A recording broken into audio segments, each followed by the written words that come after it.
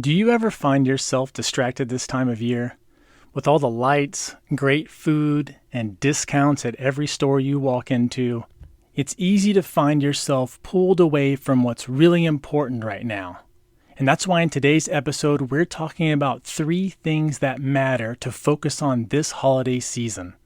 Whether you find yourself shackled by the winter blues or overwhelmed with all the festivities, this episode is sure to lift your spirits. Hey, we're Britt and Chris Carmichael, and you're listening to the Elevated Life Podcast. Throughout the 16 years we've been together, we've never ceased in our endless quest to better ourselves. We've studied top experts, philosophers, and gurus. After years of personal self-experimentation and working with thousands of clients, we've found the tools for shifting your beliefs, moving through fears, and developing a positive mindset that aligns with your authenticity, integrity, and soul purpose, regardless of your past. If you're ready for a breakthrough, then you're in the right place, because we're here to empower you to take control of your life with simple mindset shifts that create radical transformation. We'll be diving into topics like personal growth, health, philosophy, spirituality, relationships, success, and mindfulness. We don't shy away from the taboo topics like sex, hypnosis, meditation, and exploring altered states of consciousness. So create some space for yourself and get comfy. It's time to become the badass you were born to be. So with it being Black Friday, I just felt like, it's so easy to get wrapped up in the marketing. And that's something you always tell me. Don't be fooled by the marketing. I feel like that'll be like written on your freaking tombstone or something. But with it being Black Friday and all the marketing and all the ads hitting you in the face of like, spend your money, buy this, more things, blah, blah, blah. I thought, we should really focus on what really matters. What matters to me? What matters to us as a collective, to our soul? What brings us the most joy and pleasure and lights us up? I feel like really diving into that and not getting swept away by the constant bombardment of materialism would be something very special to talk about on this day. You brought up something that I think is important, and it's a conversation that needs to happen, or at least some thoughts that we need to think about. And it's because the pursuit of material objects we know does not bring happiness. Otherwise, Ferraris would sell smiles instead of speed. They focus on the speed. They focus on the looking cool. They sell you a sort of dream life. Now, I like Ferrari. Ferrari's a cool car. The problem is that when we focus on that, it never fills our cup. It's almost like it fills up a cup that's got holes in it. And so it keeps running out, so you keep having to go out and get more. And instead, oftentimes, the things to focus on are the things that really light us up inside, the things that give us the most wonderment out of life, the things that when someone looks at you, they think, damn, that person looks like they're having the time of their life. I'll never forget talking with one of my clients who did buy a Ferrari. I asked her, how long did that joy last? I'm pretty blunt in all of my relationships. And she was honest. She said, about a month. I'm like, oh, damn. Like, I thought it would be longer than that. $200,000+ only lasted a month? That joy is expensive. That's why you really have to be considering, especially at this time of the year, considering what are our goals in life, and are the goals that we are going for truly meaningful? Maybe you do want a Ferrari. Maybe you do want something like that. And maybe that will be something that you need to get in order to fulfill some sort of inner need. I don't think it's going to go on sale for Black Friday. But maybe it's something else. Maybe it's something else that you need. So considering these questions, considering what it is that you yourself want to focus on that will really bring fulfillment to your life, is fantastic to do in this exact moment. I like to think about it is, if you had one last day on this planet, what would you fill it with? And for me, that first thing is family. People who get me, people who love and support me, people who want to be with me. And maybe it's not your blood family. Maybe it's not the people that you're born to that you call family. Maybe it's who you married into, or maybe it's a friendship circle. Family is decided by you, not your bloodline. So when I think about what matters most and how I want to spend my life, it is being surrounded by people who love me, and I love them. And it's like an equal give and take of enjoyment. I found that in the last few years, the things that I have enjoyed the most have been conversations with people who maybe at that time we weren't strangers, but we didn't know each other well. And having conversations with people that I would consider friends and letting those friends turn into family over late nights and food and just sharing intimate moments together and just talking, just open up about ourselves, about our thoughts about life, staring up at the stars. It's been those things that have just made me the happiest in my life. And when I think about over the past bit and not being able to be around people, there's a big time in our lives in the past couple of years where we didn't, you couldn't see people in person, and it was a different time. And now going back, I think it made me realize how much I really do enjoy the people I'm around. I mean, if I can go have the ideal night or I have the ideal day, it's me hanging out with a few friends, and just talking about what's going on with us, what we're thinking about. It doesn't have to be something specific. It doesn't have to be something where, one of us hit the lotto and we're going bananas.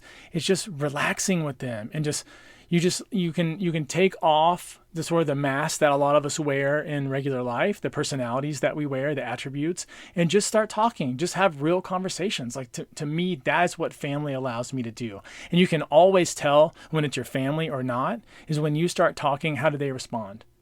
Do they get you? If they're constantly looking at you like, what are you talking about? That might not be your family. That's people that that's people in your family tree, but it's not the kind of ties that you need to really sustain an amazing life. So decide who lights you up and who feels good to be around and spend more time with those people. And that leads me to the second quality that matters most during this time, and that is presence. We've all been in a situation where a friend or even a loved one is sitting across the table at the, out to eat at dinner, and they're on their phone and they're just scrolling, and you're sitting there staring at them like, what the hell do I do here? Like, what's going on? That presence is a gift that can't be purchased at Target on Black Friday.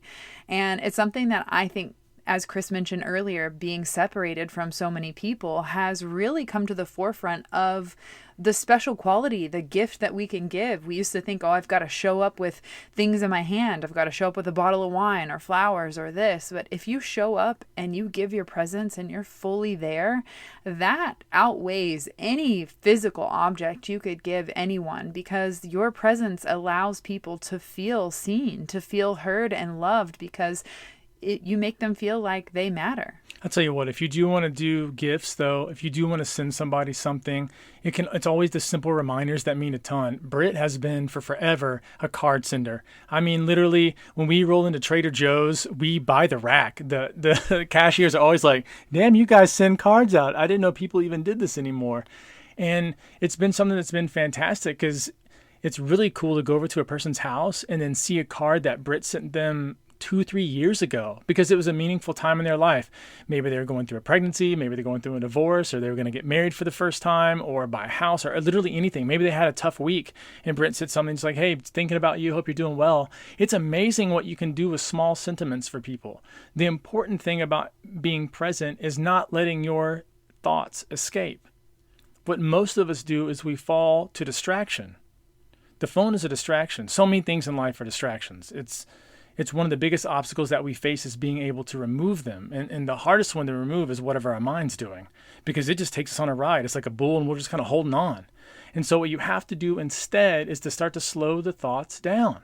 While the other person's talking, you don't need to know what you're going to say next. It will flow out naturally. In real conversation, when there's deep rapport, you don't think about what you're doing. Time stops. It stands still. You both go in this trance dance almost, where you're pinging and ponging off the words, but the communication is all nonverbal. All the stuff that you really say to a person when you're in these kind of deep levels of communication that we're talking about, the kind of communication that your family brings, where you can be present, the rest of the world doesn't exist. It just totally goes absent. That's why I was talking about finding with those friends late at night, sitting out in the back patio by the pool, just having those kinds of conversations where we're like, holy smokes, did 4 hours just go by? It was because we were so present with each other. I was so curious and just enthralled. I wasn't thinking about the future. I wasn't thinking about the past, unless it was a story that we were trying to tell, and that we only needed that for that. It was more about just being there. And so when you open yourself up this presence, it really kills off any kind of worry. It really kills off any kind of anxiety. A lot of times you'll notice that pain reduces a lot, because for pain to be there, especially emotional pain, we need to be playing with the past or the future. And so this gives us a break from all that. It's so easy during the winter time to get caught up with stress. I know a lot of us are trying to rush to do things. It always feels more hectic. The stores are are packed. Mariah Carey's nonstop over the speaker system. It's enough to want you, to pull your hair out. And a lot of us have big responsibilities, whether it's for the kids, trying to finish things off at work. There's so much to be done. And so just being and just taking a few deep breaths for yourself, taking that break out.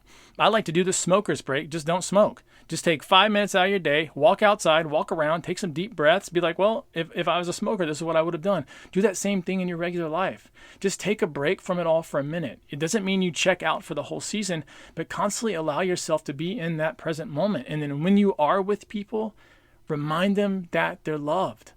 It's so important to be talking about love. And you don't always just say it with those words. It's like, man, I've been thinking about you a lot. Man, I'm so excited to see you. Man, I can't believe how long it's been. Tell me what's been. It's that enthusiasm for their life that a lot of people need, because the winter brings us in little sugar comas. We don't get out and see the sun all the time because it's dark early. I still can't get used to the time change right now. And so you have to be thinking about what kind of mode the other person is in. A lot of times they've been a recluse. They've been inside trying to be warm. Embrace them. Hug them. Let them know you care. Presence really is the new intimacy. The third thing to focus on this holiday season, which I think really is the most important, because focusing on this will really shine out in all the experiences that you have in life, and that is feeling joy. Feeling joy, because it's always the energy that you bring into an experience that makes the difference. It's not always waiting for the other person to do it. It's much better if you just go ahead and bring it yourself.